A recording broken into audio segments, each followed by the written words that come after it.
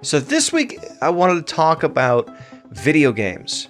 Very popular, much more popular today than they were when I was growing up, even though NES, Sega, Nintendo 64, PlayStation, all of those things were huge, and PC gaming as well.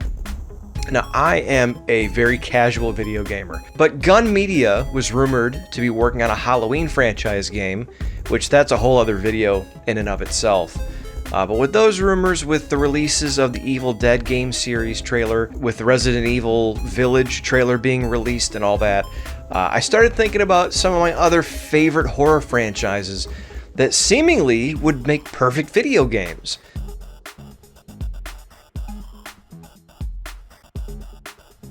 First up on the list, although I'm not a huge Rob Zombie fan, the one thing I find him very strong at doing is creating great characters. Caricatures, I guess you could say, but characters that stand out.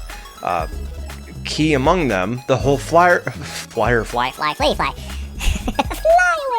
Notably, the Firefly clan and all of their merry band of misfits. They're a Manson-esque clan, family of misfits. I guess if you're fans of the Texas Chainsaw Massacre, they're similar to the Hewitt family, or whatever the family was named before the remake. Just a misfit family. They're rotten to the core, murderous, but they live on a compound in the middle of the desert, and they're at odds with law enforcement. They commit murders, and then in Devil's Rejects, Baby, Captain Spaulding, and Otis P. Driftwood, they go on the run. And it's a road movie, and they're being hunted down by the law. So I thought of a bunch of different ideas for the film that could be incorporated into a video game. And I think obviously you have the compound, which in and of itself could be numerous levels. There's numerous members of the family. Captain Spaulding's Museum of Monsters and Madmen, the sideshow attraction, funhouse type thing could be a really fun idea. There's a large part of the Devil's Rejects in a motel called the Easy Rest Inn. And then, of course, Charlie's Frontier Fun Town. My brother Charlie. Then you have Diamond Dallas Page and Danny Trejo's characters, the shit kickers, as the law refers to them as, kind of the outlaw bounty hunter type guys. So there's a huge cast of characters, not only just the family, but the ancillary characters as well as the law enforcement. Ronnie Forsythe's character, the sheriff, is really good. So again, a lot of different characters, a lot of different settings, but the Firefly family, whether it's an open format survival game, whether you're hunting down the family or trying to escape the compound, there's a lot of cool shit that could be done surrounding the Firefly family in their series of films.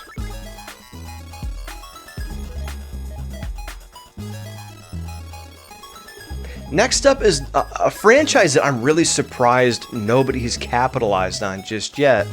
Although maybe they don't want the backlash of living vicariously through a video game for this subject matter, which would be The Purge. Now, The Purge is one of probably the most successful horror franchises of the past decade, or even 15 years, 20 years. It's spawned numerous sequels. It's spawned a TV series on, I believe, the USA Network. For those of you who aren't familiar, basically in the movies, society shuts down all laws for a 24-hour period so that everything is legal.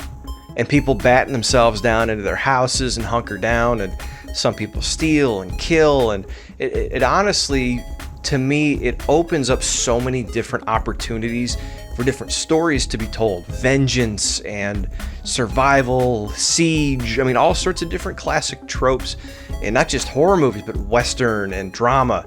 But obviously, I don't think it's a far stretch to understand why a game like that would be really cool. It seems pretty self-explanatory. But you can go through different eras. As I mentioned, there's modern times. There was the one I saw recently was election year. Then there's the first Purge, where they go back to a different time period where it all started, and they show why. So, I mean, you could start out level 1, you could start out in modern times and progress, and maybe every level is a different year. And maybe there's a story mode throughout, and maybe based on how you do, it's almost like a choose your own adventure or a role-playing game. where depending on how you do, if you survive, if you thrive, if you make certain decisions, maybe that impacts next year and what happens and what your options are. And maybe you can go back to the beginning and special levels.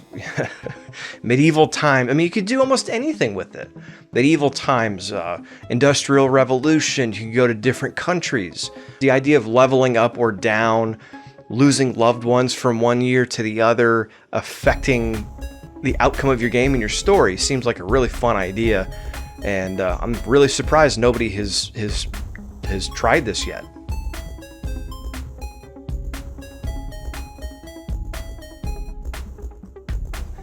This screams arcade action.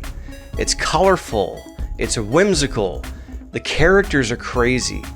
Killer clowns from outer space. Now, if you haven't seen the film, basically they're aliens that come down to Earth in the shapes of these garish, grotesque clowns, and they eat humans and try to take over and invade Earth. So, again, when I was growing up, a lot of the games that I remember when I think of the arcades were very colorful, very like the Teenage Mutant Ninja Turtles and Twisted Metal and things like that. So, to me, I'm thinking side-scroller action arcade style. And obviously with different levels. First, their spaceship looks like a big top, so there's obviously that. And the movie takes place in a police station, in the woods, in a carnival, downtown, in the fun house, the big top spaceship. Just as soon as I thought of video games, Killer Clowns first came to mind. And then I remember playing Terminator 2 Judgment Day. You're on a car and you're moving left to right horizontally, and in the background it's almost like a 3D effect where there's stuff coming at you and following you, trying to shoot you. And I think you could do that on an ice cream truck. But a lot of reasons for this game. I mentioned colorful and cartoonish. There's a scene where a living balloon animal dog attacks somebody. They have guns, ray guns that look like toy guns. There's popcorn shooters that the little popcorn pieces turn into aliens.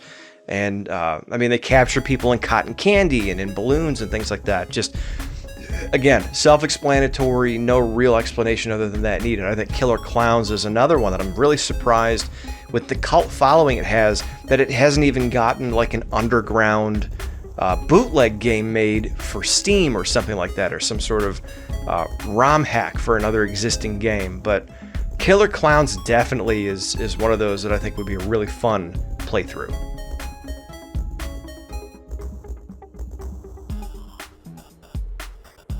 You can't mention arcade shoot-'em-ups and video games and think about horror movies without thinking of a movie called They Live. For those of you who don't know, in They Live, aliens run society. The aristocratic people, the higher levels, the elite are aliens. They keep us enslaved. They keep us purchasing and essentially use us as livestock to keep their lifestyles fed because they've exhausted the resources on their planet.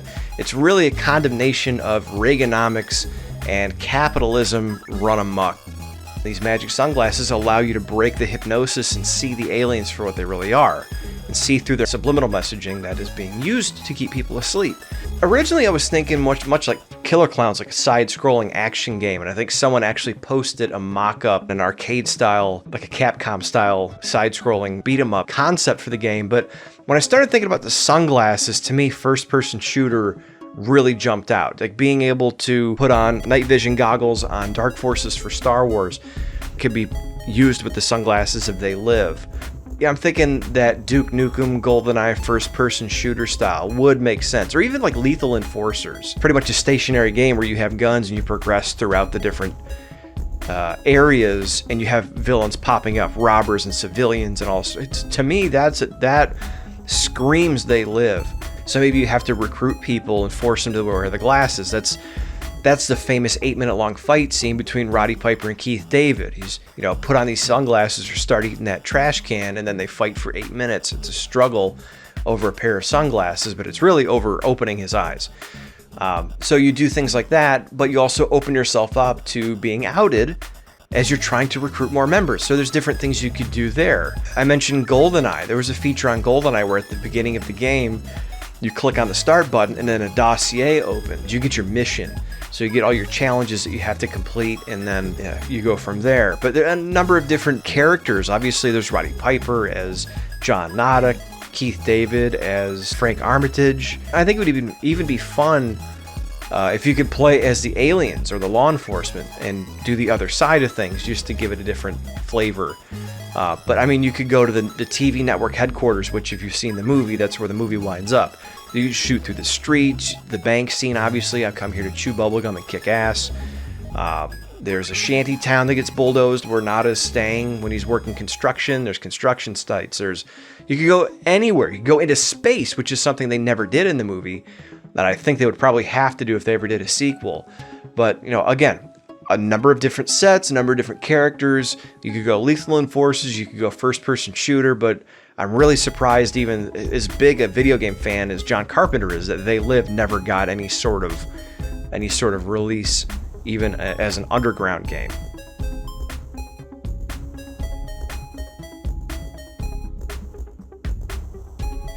Okay, this is not a definitive list. There's going to be probably recurring versions of this episode to come out. But I wanted to do something fun to round this first 5 out. Tom Atkins, if you don't know, has been in movies like Night of the Creeps, Halloween 3, Creepshow, Lethal Weapon. He has become folklore amongst horror movie fans, and his characters tend to be like trench coat wearing, hard drinking, flawed heroes that have to rise to meet a certain occasion, especially in Halloween 3, where he's this doctor who's gallivanting around. Who says gallivanting? I'm fucking 30. I'm not 90. Jesus Christ. He goes shacking up. There we go. Shacking up with some floozy instead of taking care of his kids and taking them trick-or-treating, and bad relationship with his ex-wife. He's hard drinking, he's chain smoking, and his idea of safe sex is a chain lock on the door. That's Dr. Dan Chalice. And interestingly enough, if you hear, it's almost like the Chuck Norris jokes from about 15 years ago. People talk about Tom Atkins as if he was really Dan Chalice or some of his other characters. And that gave me a really fun idea for a video game, because again, we can think of all sorts of different horror movies, and we're going to do more as this channel continues on, so stay tuned. But for some reason, the Tom Atkins game hit me. So I'm thinking Grand Theft Auto open world style. I mean, hooking up with hookers. I'm thinking scotch and cigarette power-ups. And actually, maybe one of your power-ups or checkpoints, you go into bars and you hit old cigarette machines. Because people nowadays might not even know what a cigarette machine is, but it'd be nice to see something, since he's a throwback, kind of retro. But I'm thinking shoot 'em up, hard drinking, hard smoking. Maybe he's a throwback to the 80s, so he is misogynistic. But that's why Grand Theft Auto kind of fit, because I remember when I used to play Grand Theft Auto as a kid, everyone used to run over people and steal cars and take hookers into the alley. That was half the fun, obviously, other than just the challenges. So I immediately thought of Chalice, and it seemed like a perfect fit. But since it is kind of retro and he's a throwback, almost like an Al Bundy type character, I'm thinking all the villains have to be 80s stereotypes. So jacked Russians, Japanese ninjas, Brigitte Nielsen type of bosom women, principals and teachers, whatever, 80s stuff. Douchebag preppy blonde dudes in pink eyes-eyed shirts with sweaters tied around their necks, old rich white guys, meathead older brothers, non-racially specific street gangs, the old partner turned enemy gag, evil doctors, geniuses, Dan Aykroyd, any number of stereotypical 80s villain tropes I think would fit. But who wouldn't have fun with a Tom Atkins, Dan Chalice open world Grand Theft Auto style game? I'm sure you guys have a lot more ideas and suggestions. You can let me know. bshowbrian@gmail.com. You can follow me at bshowbrian on Twitter, Instagram, Facebook, and Letterboxd. And you can also check out my podcast that I host with John Draper and Shaheen of Nuclear Heat Graphics. That is called Break the Apocalypse. Anywhere podcasts can be found: Spotify, iTunes, Stitcher, anywhere. And we also have a Patreon, patreon.com/breaktheapp. And that's extended versions of the episodes plus extra episodes, including a Q&A each month for Patreons only. So hopefully this wasn't a complete waste of time with the Tom Atkins, but hopefully you horror fans would appreciate that, and I appreciate you coming back. This has been a tough week. I lost my dog this week, and it's about midnight, and this is when I usually record things after my family goes to bed, and she's usually right here with me. In fact, last week I was setting up lights for the Valentine's episode, and I'm like moving my cords and my cables and my lights, my rigs and stuff around her as she just laid on the floor, and I just keep thinking she's there and she ain't. So it's been really tough the past couple days. I appreciate everyone who's reached out through social media, but enough of that. Onward and upward. I miss her, but we gotta smile and we gotta keep going. We gotta talk about what we enjoy, and what I enjoy is horror movies. I'm B. Show Brian. Thanks for checking us out, and I'll see you next time.